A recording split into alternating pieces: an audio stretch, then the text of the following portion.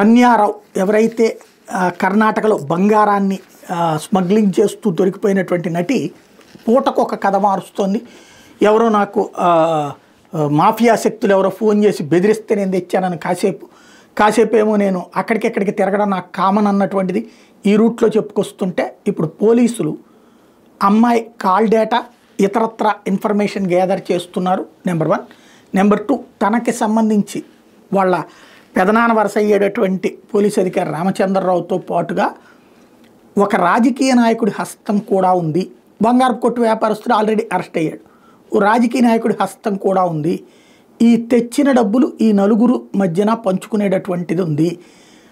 అందులో హయ్యెస్ట్ ఈ అమ్మాయికి 25% దాకా ఇస్తున్నారు. మిగతా వాళ్ళు ఒకళ్ళు 40% తీసుకుంటే ఒకళ్ళు 10% తీసుకుంటున్నారు. వీళ్ళ పెదనాన్న వరుస అయ్యేటటువంటి రామచంద్రరావుకి 10% దాకా వాటా లభిస్తుంది అన్నటువంటిది పోలీసులు అనుమానిస్తున్నారు. ప్రస్తుతం దీని మీద ఎన్ఫోర్స్మెంట్ డైరెక్టరేట్ కూడా రంగంలోకి దిగుతున్నది. తాజాగా ఎన్ఫోర్స్మెంట్ డైరెక్టరేట్ నోటీసులు ఇవ్వడంతో అసలు నిజాలు బయటకు వచ్చేటటువంటి అవకాశం ఉంది.